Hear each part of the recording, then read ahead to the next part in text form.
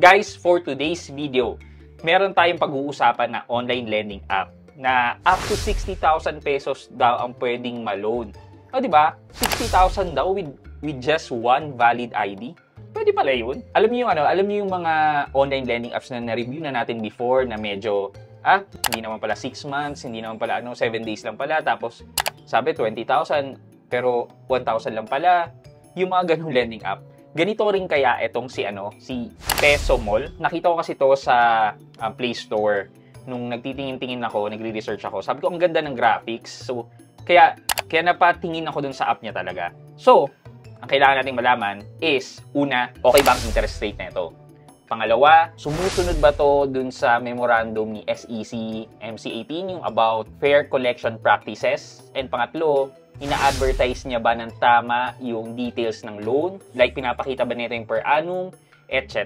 So, yan ang pag-usapan natin ngayon, si Peso Mall. I-reviewin natin yan. So, samahan niyo ako pag-usapan natin yan.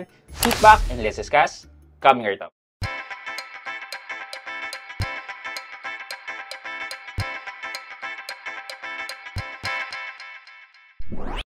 Hi guys, this is Pat and you're in Pat Quintos Review TV. So if you're new here in my channel, I do reviews about personal finance na meron akong experience at ginawa ko na yung videos and playlists na makikita nyo dito sa taas. At kung bago ka dito sa channel ko, you may want to consider subscribing to my channel. Okay guys, so first and foremost, si Peso Mall. Puntahan natin si Peso Mall sa App Store.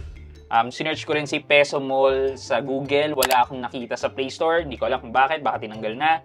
Pero right now, as of this date, meron pang Peso Mall sa App Store. So, ito yung pagbabasihan natin. And then, under to sa East Lending Corporation. So, pag isa-search natin si East Lending Corporation, according to SEC, as of September 30, may SEC registration number si East Asia. And ito yung SEC registration number niya. And then, meron din siyang Certificate of Authority number, which is 1724. So far, so good. And, legal in the sense na nakapagpasa ng mga requirements itong East Lending Corporation na to kay SEC para maging lending corporation siya. Now, na-settled na yon. Punta tayo dito sa mga ina-advertise, sa mga ads ni Peso Mall. So, sabi niya, Peso Mall, ayan, maximum limit 60,000. Safe, reliable, fast loan disbursement, low interest rate, sabi niya, and longer duration daw. Okay. Important note before applying, may survey questionnaire daw, may facial recognition, may personal information, kailangan mo rin daw ng e-wallet or bank card. Clear and transparent loan process. O talaga ba? Efficient survey form for personal loan solution.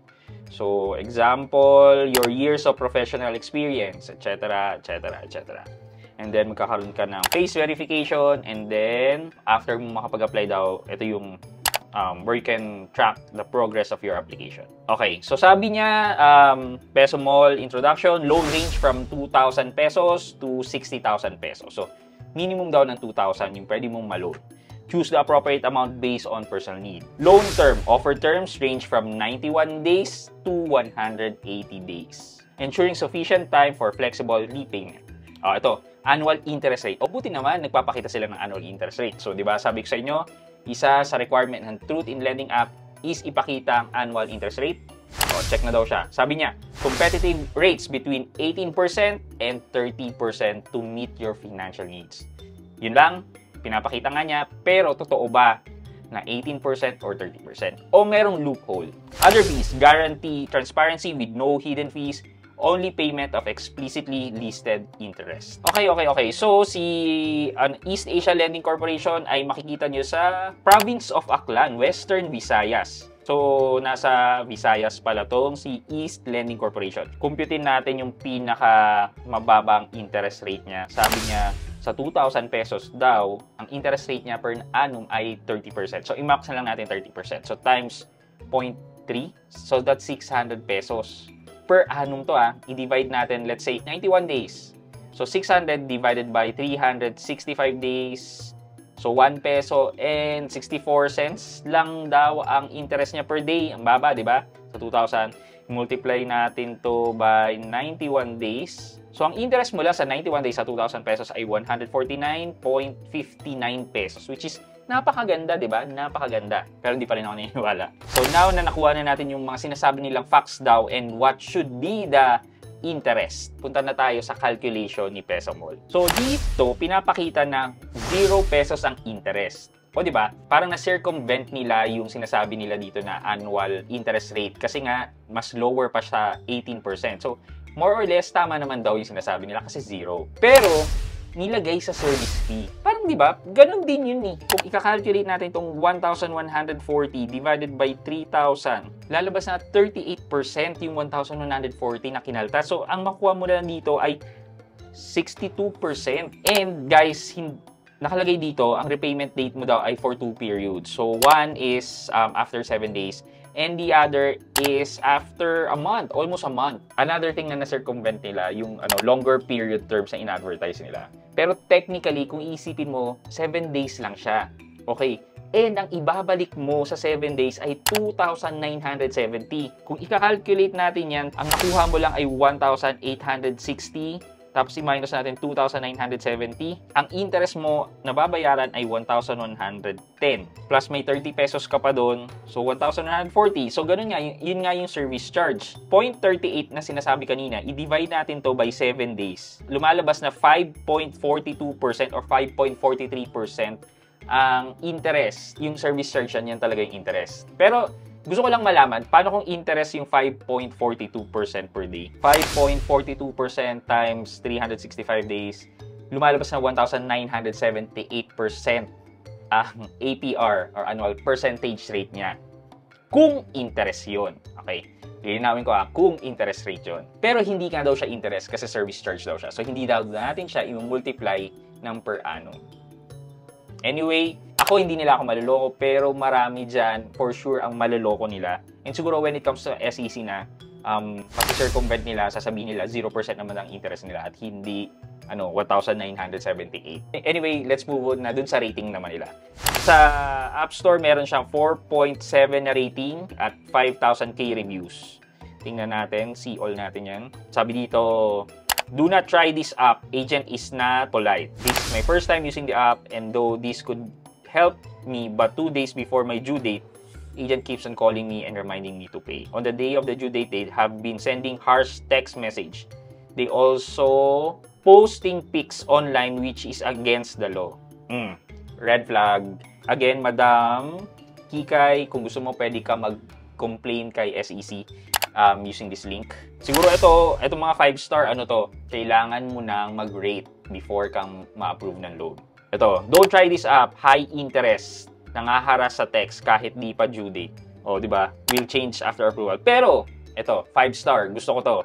Nice graphics. Again, do not try this app. I still have 1 day until my due date, but they keep on sending text message to pay early. If you don't pay, they would send harsh text message and email you with your ID information and your photo. So, ranking them all sa lahat ng mga online lending apps na na-discuss na natin, nandito din siya sa bandang huli. Sa tabi ni Dance Peso at ni B Plus na nasa around 1,900% per annum. Pero sabi niya hindi nga daw siya interest. Pero sa akin, I treat that as their interest. So yan, napakita ko na sa inyo yung rank ng mga online lending apps na na-discuss natin and nandito nga siya between Dance Peso and B+.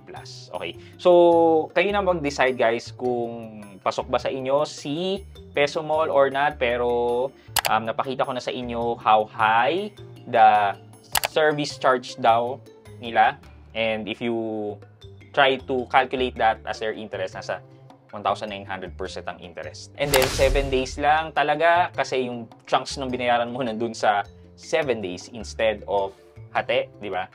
Pero ito, ganun talaga.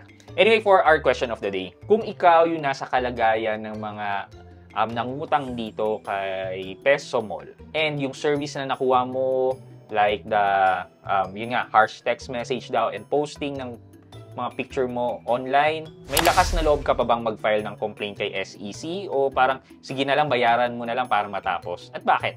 Let me know sa comment section sa baba at may chance kayong manalo ng 1,000 pesos sa ating weekly GCash giveaway. And syempre, huwag niyo kalimutang maglagay ng hashtag #RoadTo100k sub para sa chance yung manalo ng cellphone sa ating monthly cellphone giveaway until we reach the 100k subscriber milestone. Yun lamang po for today's video, but before we end this video, mag-shoutout po muna tayo at shoutout kay